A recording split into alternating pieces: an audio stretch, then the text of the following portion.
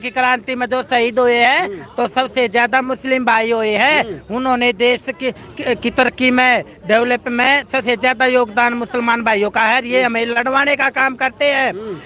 और अब मंदिर बनाया है, पत्थर की मूर्ति में प्राण प्रतिष्ठा करी से है। ये जिंदी बहन बेटियों की कपड़े उतारे से है। और अब इसे प्राण प्रतिष्ठा करने वाले हैं वो पुजारी, अपने माँ बाप, उसके भाई बहन मर गए, उनको जीवित कर लेना है, उनको प्राण प्रतिष्ठा कर ले।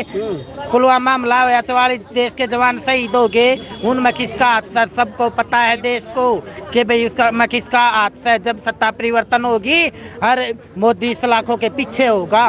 ठीक है, मोदी जी के खिलाफ तुम चुनाव लड़ोगे, क्या मुद्दे होंगे? मोदी तो जादू है, मतलब दुनिया भर के समर्थक है उनके।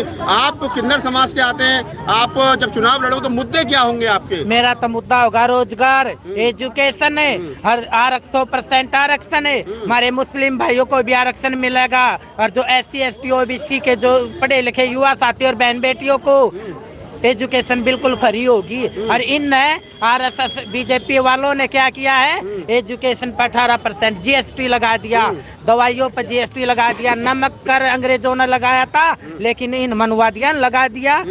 खाद्य पदार्थों पर भी आदमी बचने के लिए दवाई लेने मेडिकल में जाता है लेकिन मेडिकल स्टोरों पर दवाइयों पर भी GST लगा दिया। किसी फील्ड में जा ले प्राइवेट कर दिया, हर फील्ड का BSNL बेच दिया है। रेलवे स्टेशन अंबानी अडानी को दे दिया है। देश को बेचने का काम कर रहा मोदी। और अमित शाह का छोरा तो BCI का अध्यक्ष बना दिया, वो 4th पास। उसने क्या है कि नॉलेज है कोनी, अंग्रेजी पढ़नी आती कोनी है, वो उसको तो इतना बड़ा अध्यक्ष बना दिया BCI का। वो उसके बाप की बदौलत से। ठीक है, मनुवादी को ना तो उसने तो कोई सफाई करने में भी ना लगावे। ठीक है, और जिदन बाबा साहब का संविधान लागू हो गया, ये तुम्हारे संविधान को खत्म करना चाह रहे हैं लेकिन हम डरने वाले को ना, पूरा Bahujan Samaj SC ST OBC के लोग जाके। और जिदन हमारा संविधान खत्म हो गया ना, बाबा साहब कह जा रहे हैं मनुस्मृति लागू हो गया, सतन टैक्स से शुद्धिकरण प्रथा, देवदासी प्रथा दोबारा लागू कर देंगे, महिलाओं तक को पैर की जुत्ती बना देंगे। ठीक है, ये जो मंदिर में ये लेडीज मंदिरों में जाती है ना, बाबा साहब के संविधान को पढ़ो, बाबा साहब ने तुम्हें क्या अधिकार दिए इसे।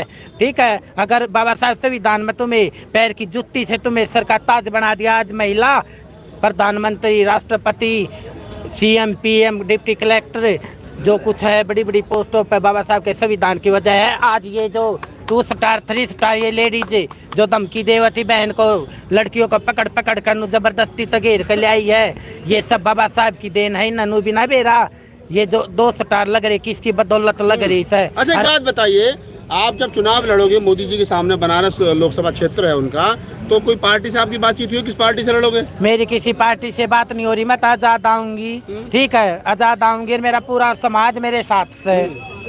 देखिए, तो महमूद प्राचा इसी कड़ी में हमारे साथ है। प्राचा साहब, मोदी जी के सामने आपको लगता है कि ये टक्कर दे पाएंगे? देखिए, बिल्कुल ऐसा जो हम लोग अभी यहाँ इतना बड़ा आंदोलन जो चल रहा है डॉक्टर रितु का, वहाँ पे ये इतने सारे जागरूक नागरिक इकट्ठे हुए, वहीं पे ये प्रपोजल डिस्कस हुआ और उसके बाद इनको बहुत ज्यादा हमने सबने मिलके बहुत तीखे सवाल पूछे।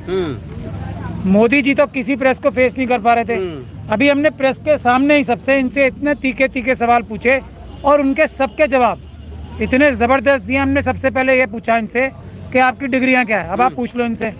और वो डिग्रियां उसके बाद इन्होंने कहा मैं दिखा भी सकती हूँ, भागा मोदी जी की तरह छुपाऊंगी नहीं। चाइना अच्छा, कितना पढ़ा लिखे? चलो बगी साहब को post graduate BEd first division से MD यूरो तक से कर रखी है। अब लो की स्टूडेंट हूँ, राजस्थान से लो करूँ हूँ। अरे 10 साल टीचिंग किया है, एकेडमी चलाती हूँ फ्री। 10 साल से हजारों स्टूडेंट मेरे अपने बहुजन समाज के गवर्नमेंट जॉब पर लगे हुए। चलिए, तो ये बड़ी बात है कि डिग्री नहीं मेरे फोन में है, डिग्री मेरे फोन में है। और मोदी जी से डिग्री पूछ ले। वो तो चाय बेचने वाला 10वीं फेल, समाज को कहाँ तरक्की देगा जब आप लोगों ने एक तड़ी पार को गृह मंत्री बना दिया, एक चाय बेचने वाले को देश का ये प्रधानमंत्री बना दिया। देश का दुर्भाग्य है, किसी पढ़े लिखे को लेकर आओ जो आपका देश का विकास करे, एजुकेशन, रोजगार, सेना के जवानों को सुरक्षा प्रदान कर सके, बहन बेटियों को। मैं आपको थोड़ा सा रोक रहा हूँ, मैं वकील साहब को ले रहा हूँ। वकील साहब, थोड़ा सा बताइए, जिस प्रकार से सोनू चोपड़ा पढ़ी लिखी भी हैं, बिंदास बोलती भी हैं, अच्छे उनके पास मुद्दे भी हैं, किन मुद्दों को लेकर के जनता के बीच में जाएंगे, जनता पसंद करेगी? भाई देखिए, मेरा तो ये कहना है कि जैसा अभी हमने सबने जनता ने मिलकर और जागरूक जनता ने